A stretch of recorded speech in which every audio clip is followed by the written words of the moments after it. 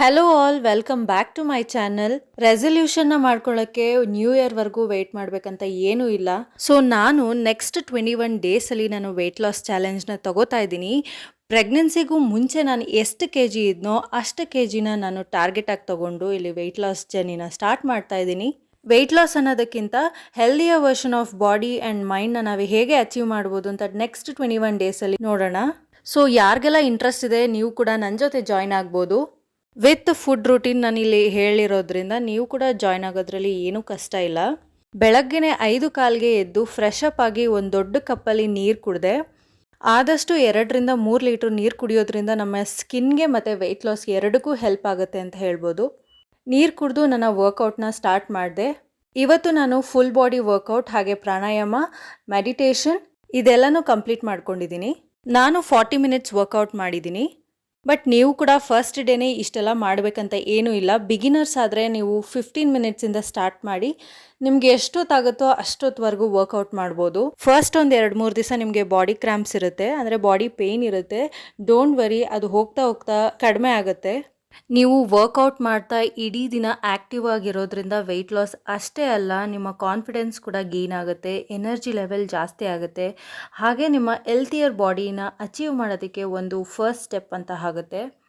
ಪ್ರತಿದಿನವೂ ನಾವು ಹೆಲ್ದಿಯರ್ ಆಗೋಕ್ಕೆ, ಸ್ಟ್ರಾಂಗರ್ ಆಗೋಕ್ಕೆ ಇನ್ನೊಂದು ಚಾನ್ಸ್ ಸಿಕ್ಕಿದೆ ಅಂತ ಹೊಸದಾಗಿ ಸ್ಟಾರ್ಟ್ ಮಾಡ್ತಾ ಇದ್ದೀನಿ ಅಂತ ಮೈಂಡ್ಸೆಟ್ ಇಟ್ಕೊಂಡು ಸ್ಟಾರ್ಟ್ ಮಾಡಬೇಕಾಗತ್ತೆ.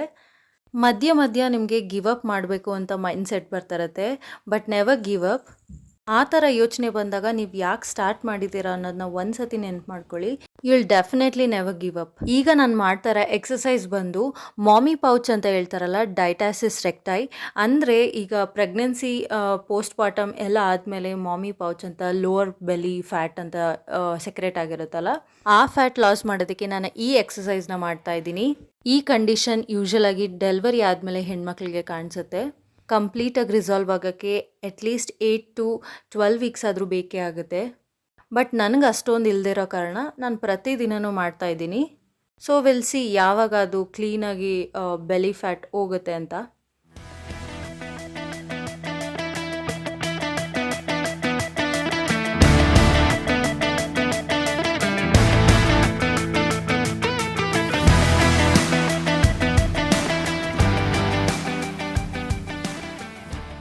ನಮ್ಮ ಬಾಡಿಗೆ ಫಿಸಿಕಲ್ ವರ್ಕೌಟ್ ಎಷ್ಟು ಇಂಪಾರ್ಟೆಂಟೋ ಅದೇ ರೀತಿ ನಮ್ಮ ಮೈಂಡ್ಗೆ ಪ್ರಾಣಾಯಾಮ, ಬ್ರೀದಿಂಗ್ ಎಕ್ಸಸೈಸ್ ಅಷ್ಟೇ ಇಂಪಾರ್ಟೆಂಟ್ ಅಂತ ನನಗನ್ಸುತ್ತೆ. ಅದರಲ್ಲಿ ನನಗೆ ತುಂಬ ಎಫೆಕ್ಟಿವ್ ಅನಿಸೋದು ಕಪಾಲಭಾತಿ, ಪ್ರಾಣಾಯಾಮ, ಮೆಡಿಟೇಷನ್ ಇದೆಲ್ಲ ಮಾಡೋದ್ರಿಂದ ನಮ್ಮ ಮೈಂಡ್ ಪೀಸ್ಫುಲ್ ಆಗುತ್ತೆ. ಟಾಕ್ಸಿಕ್ ಥಾಟ್ಸಿಂದ ನಾವು ಹೊರಗೆ ಬರ್ಬೋದು ಅಂತ ನಂಗೆ ಅನಿಸುತ್ತೆ.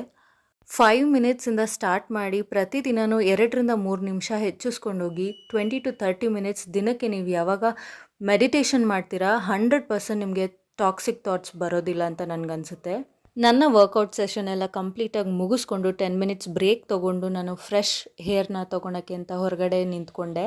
ನೇಚರಲ್ಲಿ ತುಂಬ ಹೀಲಿಂಗ್ ಪವರ್ ಇರುತ್ತೆ. ಆದಷ್ಟು ಬೆಳಗ್ಗೆ ಅಥವಾ ಸಂಜೆ ಸನ್ಲೈಟಲ್ಲಿ ನೀವು ಇರೋದಕ್ಕೆ ಟ್ರೈ ಮಾಡಿ. 10 to 20 ಮಿನಿಟ್ಸ್ ಯಾವಾಗ ಸನ್ಲೈಟ್ ತೊಗೋತೀರಾ ನಿಮಗೆ ಡೆಫಿನೆಟ್ಲಿ ವಿಟಮಿನ್ ಡಿ ಪ್ರಾಬ್ಲಮ್ ಬರೋದಿಲ್ಲ. ಹಾಗೆ ಇದು ನನ್ನ ಕರೆಂಟ್ ವೆಯ್ಟ್.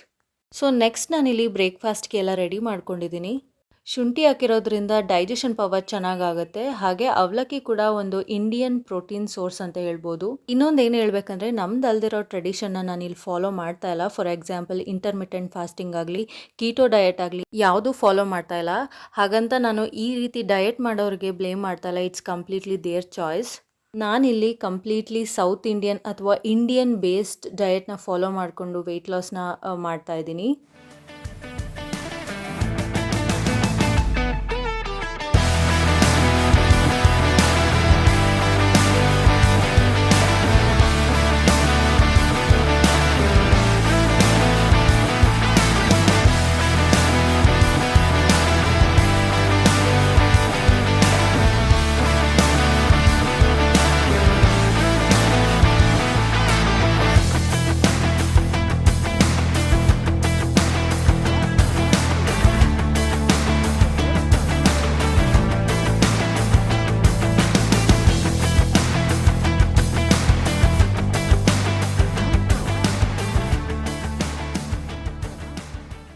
ಯೂಶಲ್ ಆಗಿ ಬ್ರೇಕ್ಫಾಸ್ಟ್ನ ನಾನು 9:30ಗೆ ತೊಗೋತೀನಿ.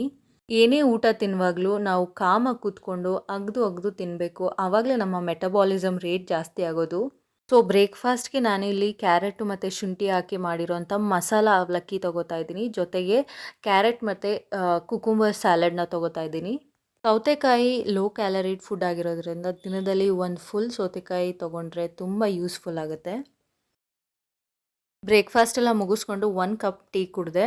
ಐ ಥಿಂಕ್ ಶುಗರ್‌ನ ಲಿಮಿಟೆಡಾಗಿ ತೊಗೊಳೋದ್ರಿಂದ ಏನೂ ತಪ್ಪಿಲ್ಲ ಅನಿಸುತ್ತೆ. ಸೊ ನಾನು ಒಂದು ದಿನದಲ್ಲಿ ಹಾಫ್ ಕಪ್ ಟೀ ಕುಡಿತೀನಿ.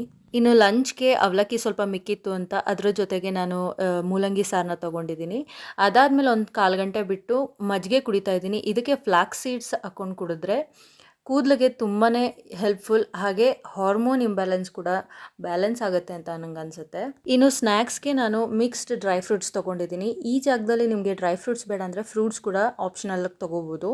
ಡಿನ್ನರ್ಗೆ ಹಾಫ್ ಕಪ್ ರೈಸು, ಸಾಂಬಾರ್ ಮತ್ತು ಸ್ಯಾಲಡ್ ಜೊತೆಗೆ ತುಪ್ಪ ಹಾಕೋತಾ ಇದ್ದೀನಿ. ತುಪ್ಪ ಗುಡ್ ಫ್ಯಾಟ್ ಆಗಿರೋದ್ರಿಂದ ನಾವು ತೊಗೋಬೋದು. ಊಟ ಎಲ್ಲ ಮುಗಿಸ್ಕೊಂಡು ನಾನು ವಾಕ್ ಮಾಡ್ತಾ ಇದ್ದೆ. ಸೊ ನನ್ನ ಮಗಳು ಕೂಡ ಜಾಯ್ನ್ ಆಗಿದ್ದಾಳೆ. ವಾಕಿಂಗ್ ಮುಗಿಸಿ ಅವತ್ತಿನ ಡೇನ ನಾನು ಎಂಡ್ ಮಾಡಿದೆ. ಪೂರ್ತಿ ವಿಡಿಯೋ ನೋಡಿ. ಪೂರ್ತಿ ವಿಡಿಯೋ ಇಷ್ಟ ಆದರೆ ಸಬ್ಸ್ಕ್ರೈಬ್ ಮಾಡ್ಕೊಳ್ಳಿ, ಶೇರ್ ಮಾಡಿ, ಹಾಗೆ ನನ್ನ ವೆಯ್ಟ್ ಲಾಸ್ ಜರ್ನಿ ಜೊತೆಗೆ ನೀವು ಕೂಡ ಜಾಯ್ನ್ ಆಗಿ ಅಂತ ಹೇಳ್ತಾ ಮುಂದಿನ ವಿಡಿಯೋದಲ್ಲಿ ಸಿಗ್ತೀನಿ. ಬಾಯ್ ಬಾಯ್.